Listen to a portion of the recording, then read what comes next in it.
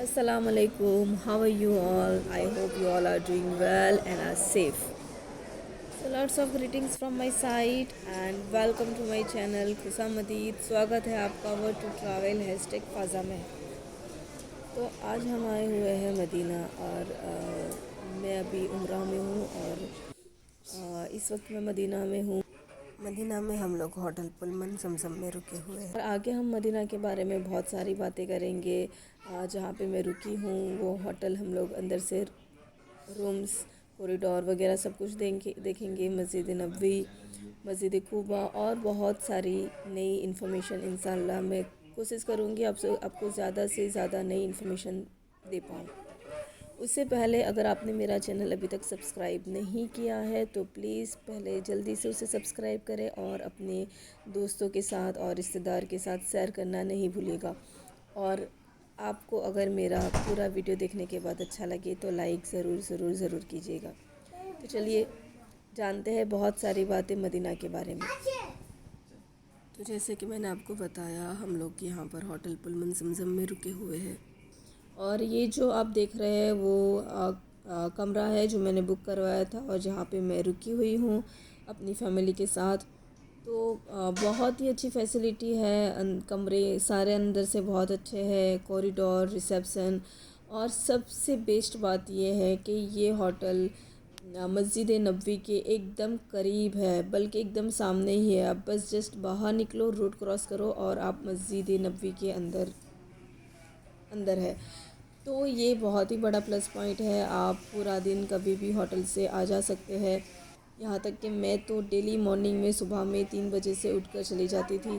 तो ये सबसे बेस्ट बात यही है कि ये होटल मस्जिद नबवी के बहुत ही करीब है। मैंने बाहर से भी एक वीडियो लिया है ये बताने के लिए कि ये होटल कितना करीब है मस्जिद नबवी से, तो हम वो भी देखेंगे।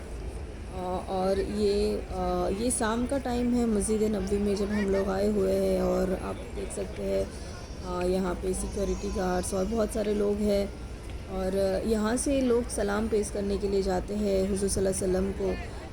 जो जहाँ पे सिक्योरिटी गार्ड वाला आपने देखा होगा आगे थोड़ा, वो वहाँ से रास्ता निकलता है जहाँ पे हुज़ूर सल्लल्लाहु अलैहि वसल्लम का रोज़ा मुबारक है और वहाँ पे लोग सलाम करने जाते हैं। ये यहीं से जाते हैं और यहाँ पे बहुत बार औरतों के लिए बंद कर दिया जाता है और सिर्फ लड़के ही जा सकते हैं और बच्चे हैं तो बच्चे जा सकते हैं, छोटी बेटियाँ भी जा सकती है आपकी, पर औरतों के लिए बंद कर दिया जाता है। तो वहाँ पे सिक्योरिटी गार्ड जनरली रहते हैं ये गाइड देने के लिए कि सिर्फ कौन जा सकता है कौन नहीं जा सकता है। और ये जो आप देख रहे हैं ये मैं अभी आई हुई हूँ जो लेडीज़ सेक्शन है। ये गेट नंबर 25 से लेके 31 नंबर के जो गेट है वो औरतों के लिए एलोकेट किए गए हैं।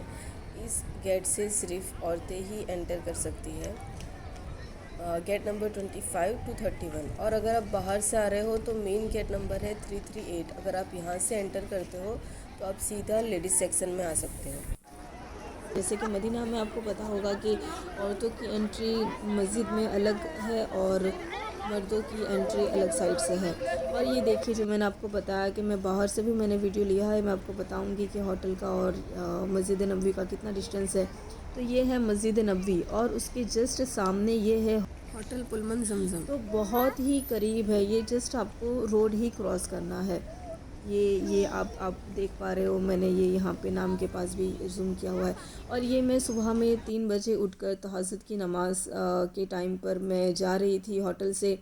तो वहाँ पे मैंने बहुत अच्छे से फ्रेम्स देखे हैं, जो उन्होंने बहुत अच्छे फ्रेम बनाए हैं, रखे हुए हैं बीच बीच में, जो मुझे बहुत ही अच्छे लगे, बहुत अट्रैक्ट कर रहे थे मुझे। तो मैंने आपके लिए ये वीडियो लिया है कि आप भी इसे देख पाओ। और काफ़ी अंधेरा है जैसे कि आप देख पा रहे हो, तो फिर भी अंधेरे के बावजूद भी जितना मैं कैप्चर कर पाई हूँ उतना मैंने लिया है आप लोगों के लिए। तो बस मैं अभी ये तहज्जुद के टाइम पे मस्जिद में जा रही हूँ और ये बाहर निकलते ही आपको पता नहीं चलेगा कि ये सुबह के 3 बजे है या रात के 1 बजे है या 12 बजे है या 4 बजे है। यहाँ पे 24 आवर्स एक जैसे ही है, आपको हर वक्त पब्लिक दिखाई देगी।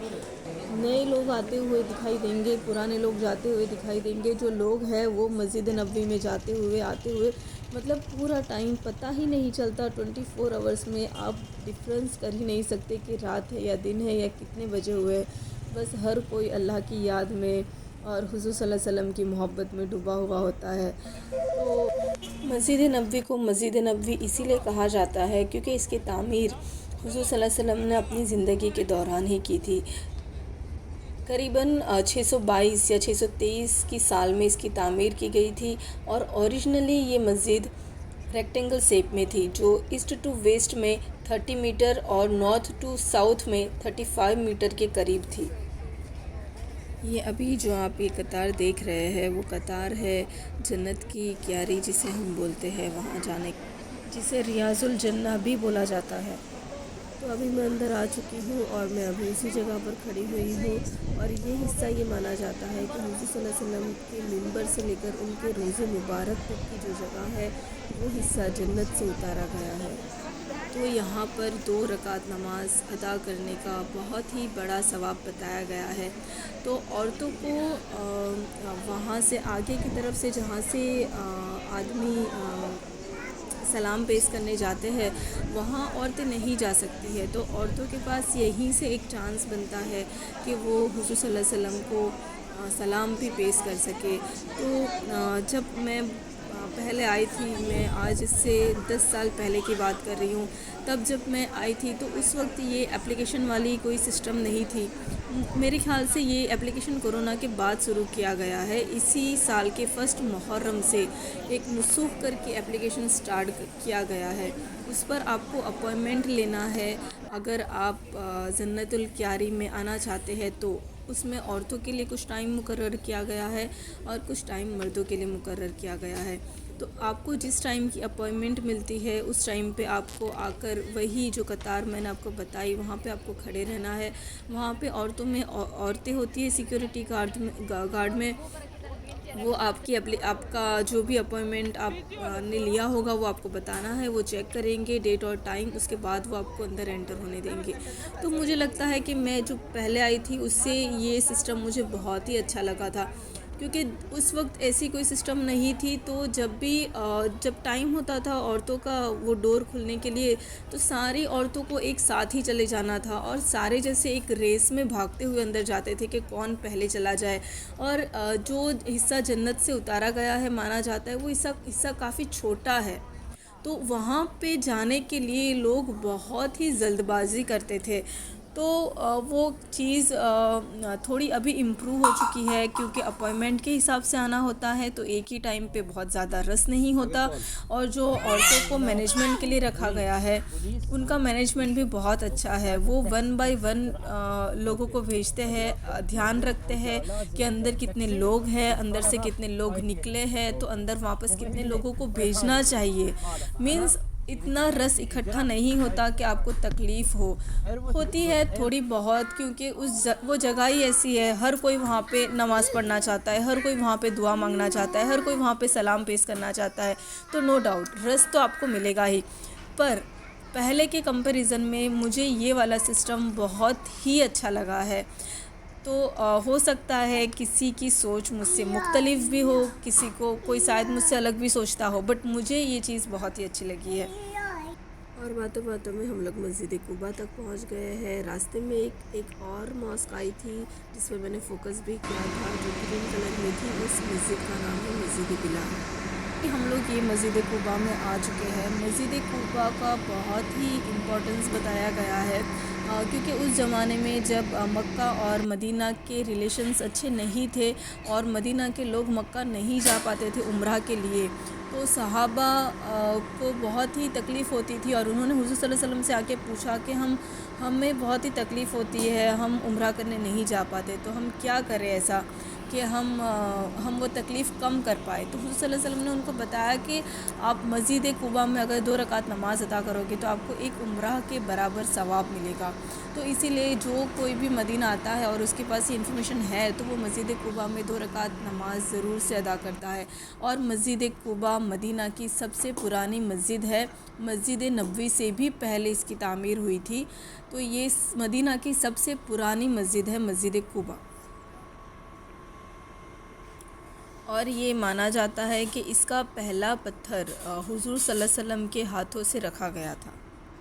और अब हम वापस जाएंगे मस्जिद नबवी की तरफ, which was the second mosque built in the history of Islam and is now one of the largest mosque in the world. अभी आप ये जो देख रहे हैं वो मूविंग डॉम है। ऐसे टोटल 27 डॉम है पूरे मस्जिद नबवी में, जो कुछ टाइम के लिए खुलते हैं और कुछ टाइम बाद बंद हो जाते हैं। इसे कब मूव करना है ये यहाँ की अथॉरिटी डिसाइड करती है as per climate and temperature. पर ये एक इतनी डिफरेंट टेक्नोलॉजी है कि आप इसे जब भी देखेंगे, जितनी भी बार देखेंगे, आपको कुछ नया और सरप्राइजिंग फ़ील होगा। क्योंकि जिस तरीके से ये डॉम मूव होते हैं और जिस तरीके की डिज़ाइन इसके लिए यूज़ की गई है, जिस तरीके का आर्किटेक्चर इंटीरियर जो यूज़ किया गया है, it's really amazing and every time you will feel so excited while watching it. So now it's time to know some amazing facts about Masjid Nabwi. Masjid Nabwi was the first place in Arabia to have electricity. The current mosque is more than 100 times the size of the original structure. Masjid Nabwi is the second largest mosque on the earth. Masjid Nabwi contains an older section within it. There is an empty grave in Prophet's room. The initial mosque built by Prophet Muhammad sallallahu alaihi wasallam, peace be upon him, took 8 months to build. At present, there are 2 domes of Prophet's mosque, as for more than 600 years there was no dome on Prophet's sallallahu alaihi wasallam grave. The room of Hazrat Fatima radiallahu ta'ala is still inside the mosque. Items belonging to the Prophet sallallahu alaihi wasallam were housed in the room. However, when Medina was under siege during World War I, the Ottoman commander had many artifacts transported to Istanbul. Many of these artifacts can be seen in the Topkapi Palace today. And as you can see, our journey of Medina is completed over here, and now we are at Harmain High Speed Railway, and from here we will take bullet train to reach Makkah, which run in service at 300 km per hour, and traveling the 78 kilometers between Jeddah and Makkah takes 43 minutes, while the 449 kilometers between Makkah and Medina takes about 2 hours. This is something remarkable development done by Saudi government for the people coming for the Umrah and Hajj. यहाँ से जाने का बिल्कुल दिल नहीं कर रहा है, बट एक खुशी है कि यहाँ से हम लोग जा रहे हैं मक्का, और इंशाल्लाह काबा को देखकर बहुत सारी दुआएं मांगेंगे। यहाँ से हमारा लब्बैक और एहराम शुरू हो रहा है, और बहुत सारी बातें करेंगे मक्का में। वहाँ पर भी इंशाल्लाह मैं जितने हो सकेंगे आपके लिए वीडियोज़ लूँगी, और वीडियो अपलोड करते टाइम जितनी भी हो सकेगी इन्फॉर्मेशन मैं आपके साथ शेयर करूँगी। तो बस मक्का का ये सफ़र जल्दी से पूरा ना हो, और क्योंकि जब वो सफ़र पूरा हो जाएगा ना, उसके बाद बहुत ही दुख होगा और बिल्कुल मन नहीं करेगा घर वापस जाने के लिए, इतनी अच्छी जगह से। तो बने रहिएगा मेरे चैनल के साथ, stay tune with me, and thanks for watching my video. इंशाल्लाह फिर मिलते हैं मक्का में।